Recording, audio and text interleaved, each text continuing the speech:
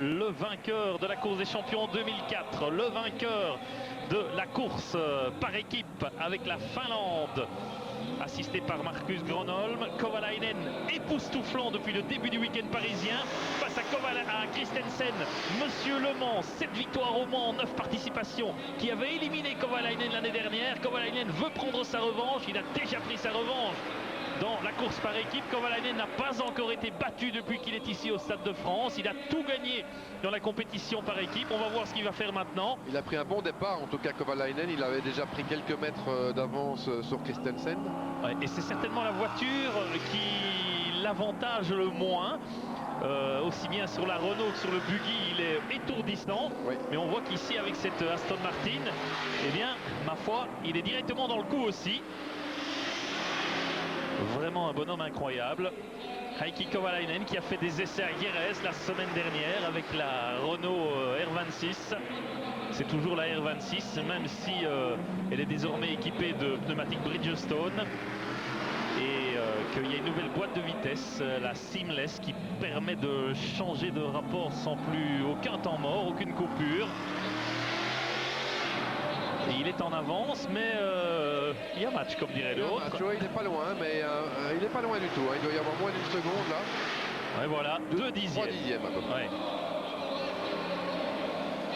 Aucune erreur possible, ni pour l'un ni pour l'autre. Tom Christensen et Heikki Kovalainen, un Finlandais et un Danois.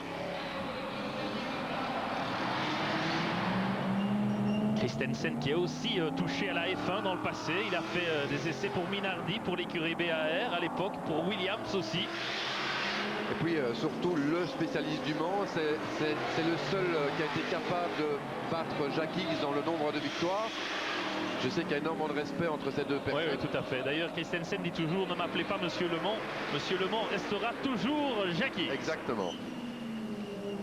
Alors, où en sont-ils? Très serré comme duel entre Christensen et Kovalainen. Kovalainen toujours très appliqué alors qu'on est avec Christensen dans la voiture, qui n'a pas gagné Le Mans cette année. On dirait qu'avec cette victoire, c'est déjà pas mal. Oh là là, ça va être serré, ça va être serré parce que Kovalainen a moins d'élan. Ouais, Kovalainen va gagner. Et Kovalainen gagne, oui, tout juste. Tout juste, hein. 1 dixième, vous imaginez, c'est vraiment très serré. Hein. Ouais, très serré, et pourtant le chronométrage ici est au 1/10 millième. Victoire de Kovalainen, toujours invaincu depuis le début de la compétition. Ça va être l'homme à battre. Hein.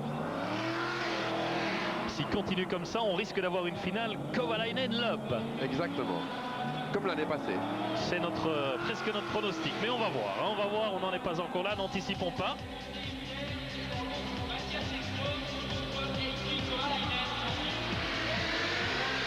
Je trouve que le rythme ici est vraiment chouette, ça s'enchaîne bien et oui, c'est beaucoup mieux, c'est chouette. Et alors donc les demi-finales du côté des pilotes de circuit, ça devrait donc nous donner Bourdet contre Muller, donc un affrontement 100% français.